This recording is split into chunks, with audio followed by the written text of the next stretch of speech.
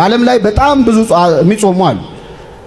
እንደው ከመናፍስቱ ብንጀምር አጋንንት እኮ እድሜ ልክ ጾመኞች ናቸው። ሰይጣን ሲበላ ያያል፣ ይበላል፣ በተፈጥሮ አይበላም፣ ጿሚ ነው። ስለዚህ ከሰይጣን በምንድን ነው የሚበልጠው? የኛ ጾም። እኛ እንደውም እስከ 9 ሰዓት እስከ 6 ሰዓት እያልን ነው የምንጾመው። ሰዓት እየመረጥን ነው። ከተፈጠረ እስካሁን እህል ባፉ አልገባም ሰይጣን በተፈጥሮ መላእክት ስለማይበሉ። ከሰይጣን የሚሻለው የኛ ጾም የምንጾምበት ምክንያት ምን እንደሆነ ማወቅ ስንችል ነው። ዝም ብለን እንጾም እንችላለን። ለተለያየ ምክንያት የሚጾሙ አሉ። ፈላስፎች ይጾማሉ። የተለያየ ፍልስፍና ሰዎች ጥበብ ይገልጣል ብለው ምግብ መከልከል አይምሮን ያሰፋል ብለው የፍልስፍና ሰዎች፣ ፓጋኖች እግዚአብሔር የለም የሚሉ ግን ጾም ላይ በጣም ስትሪክት ይሆናል።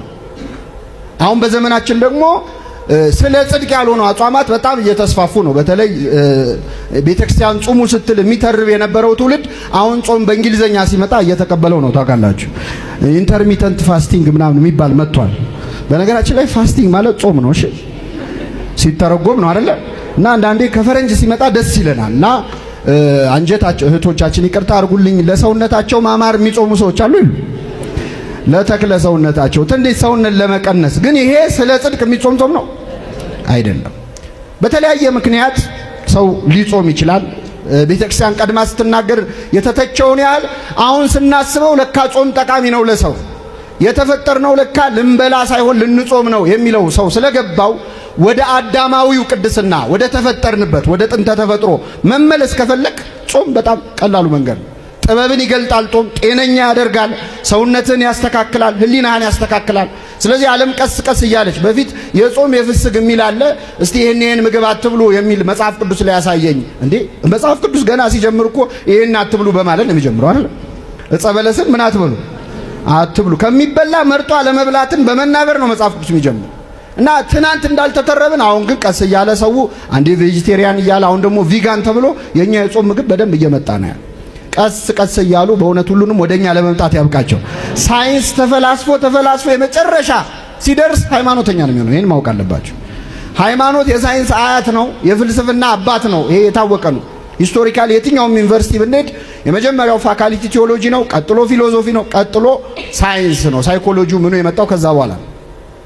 ስለዚህ ቀስ እያለ ወደ ሃይማኖት መንገድ ይመጣል። ሁሉም ይጾማል፣ ሁሉም ይጸልያል። የሚያምነውም የማያምነውም ይጾማል። የኛ ጾም መባል የሚቻለው ስለምን ብለን ስንጾመው ነው? ስለ ጽድቅ ስንጾመው። የሚጾም ሰው ለሰማዕትነት እንኳን በጣም ቅርብ ነው ይላሉ። ምክንያቱም በቅርብ ያለውን ምግቡን የሚተው ሰው በዓለም ያለውን ብዙ ነገር ለመተው አቅም የሚያገኝ ሰው ነው። እያላችሁ ስትተው አጠገባችሁ ሆኖ ስትንቁ ዓለምን ለመተው መንገድ ስለሚሆን ነው ከምግብ ጋር እኔና እናንተ ጥቂት ጊዜ እንኳን የምናርፈው። ወገኖቼ ያላችሁን ስትተው የሌላችሁን መመኘት ታቆማላችሁ። የራሳችሁን በመጾማችሁ ለሰዎች መስጠት ስትለምዱ የሌሎችን መመኘት ታቆማላችሁ። ጾምን እንደ ቀላል የጥቂት ጊዜ ቆይታ ብቻ እንዳታደርጉት።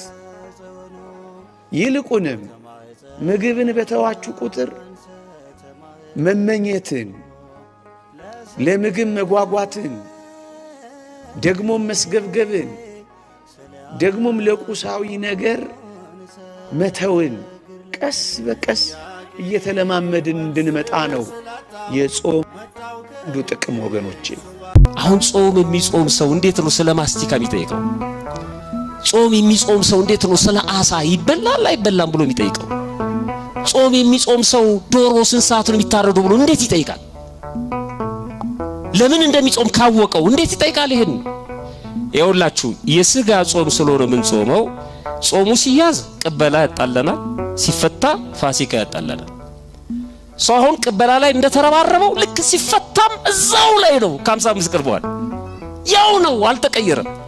ግን ከቅበላ ወጥቶ ጾሙን የሚጠብቅ ቢሆን ኖሮ ፋሲካ ላይ ለሥጋው ደግሞ ነበር የሚሰለፍ። እግዚአብሔር ለሁላችን ልቦና ይስጠን። የስጋ ላይ ነን። እስቲ የጾም ወቅት ጥያቄዎችን በሙሉ አምጧቸው። የስጋ ነው። ጸበል መጠጣት ይፈቀዳል አይፈቀድም ይላል። በቃ የስጋ ነው።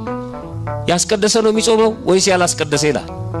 ከስጋ ጋር ነው ግንኙነቱ ማለት። ስጋ ማለት የሚበላውን ያልኳቸው አይደለም፣ ከስጋዊ ኑሮ ከስጋዊ ህይወት ጋር ሁሉ ነገር ከሱ ጋር ነው። አሳ ይበላል አይበላም? አሁን አሳ ለነፍሷ ምኑ ነው ለነፍስ? ምንም። ማስቲካ ይበላል አይበላም ይላል። ምንድነው ለነፍስ ማስቲካ? ሰው አንገቱን እየሰጠ ገና እዛ ላይ ነው። 6 ሰዓት ነው የሚበላው ወይ 9 ሰዓት ይላል።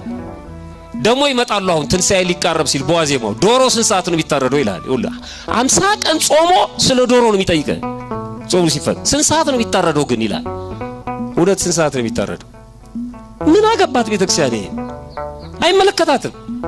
ቤተክርስቲያን 6 ሰዓት ነው ቅዳሴ የሚቀደሰው፣ ለመቁረብ 6 ሰዓት ነው መጾም ያለብህ የሚለውን ትምህርት ነው የምታስተምር። የለም አልተጻፈም። ዶሮ የሚታረድበት ሰዓት ጾሙ ነው የተጻፈው።